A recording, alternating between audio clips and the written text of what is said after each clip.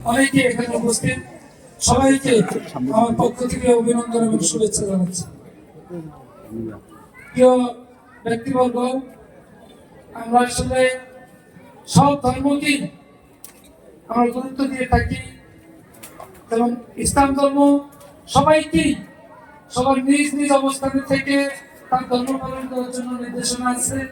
সেই লক্ষ্যেই আমরা বিগত দিনে এই মন্দিরও যত প্রোগ্রাম হয়েছে আমাদের দলীয়ভাবে আমরা সবাইকেই নিশ্চয়তা দেওয়ার চেষ্টা করছি যেন সুন্দরভাবে এবং ধর্মীয় ভাব গাম্ভীর্য রক্ষা করে সব অনুষ্ঠানগুলি সম্পন্ন করা যায় সে ব্যবস্থা আমরা করেছি। আজকে আমরা আসছি দেখার জন্য যে আপনাদের এখানে কোনো ত্রুটি বিচ্ছুতি হয় কিনা, মুসলমান ধর্মের লোকদের দ্বারা কোনো ডিস্টার্ব হয় কিনা তা দেখার জন্য আসছি। আসার পর দেখলাম যে অত্যন্ত চমৎকার একটি অনুষ্ঠান হচ্ছে। আপনাদের যারা গুরু আসছেন এখানে তারা বেশ ভালোভাবেই ধর্মীয় দিক থেকে, যেমন আমি চতুর্থ এসে শুনলাম যে মা বাবার প্রতি সন্তানের দায়িত্ব কর্তব্য সম্পর্কে যিনি জ্ঞান দিচ্ছিলেন অত্যন্ত চমৎকার ভাবে দিচ্ছেন, যেটা আমরা আমাদের ইসলাম ধর্ম এভাবেই এই জ্ঞানটা দেওয়া ছিল। আমি সকলের কাছে বলছি, অতীতে যেমন 5 আগস্টের পরে আমরা আপনাদের সকল দায়িত্ব কাঁধে নিয়েছি, ঠিক আগামী দিনে যতদিন আমরা আছি এই রাষ্ট্রীয় ক্ষমতার ততদিন পর্যন্ত আমরা আপনাদের সকল কাজে আপনাদের পাশে থাকবেন। আমরা এই ঘোষণা দিতে পারি যে আপনাদের যে কোনো ডাকে যে কোনো সময় আমরা আপনাদের পাশে এসে দাঁড়াবো। পাশাপাশি ভবিষ্যতে যেন মুসলিম ধর্মের কারণ তারা আপনাদের সামান্যতম কোনো ডিস্টার্বের সম্মুখীন না হয়, কোনো যেন বিরক্তির কারণ হইতে না হয়, সেই বিষয়টি আমরা নিশ্চিত করবো ইনশাআল্লাহ। আমরা বিশ্বাস করি আমরা প্রথমত মানুষ,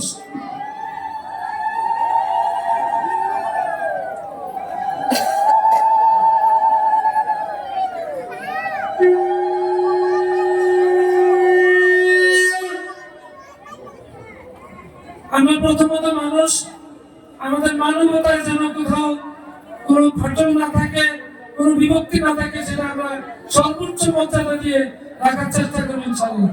প্রিয় বক্তব্য, তার আগেই বলি আমরা যেটা আমাদের মাননীয় সংসদ সদস্য বর্তমানে যিনি এমপি হওয়ার আগে তিনি এখানে আসছিলেন, আসার পরে টিনের ছাদা দেখে বলছিলেন যে এখানে অচিরে ছাদের ব্যবস্থা করা হবে।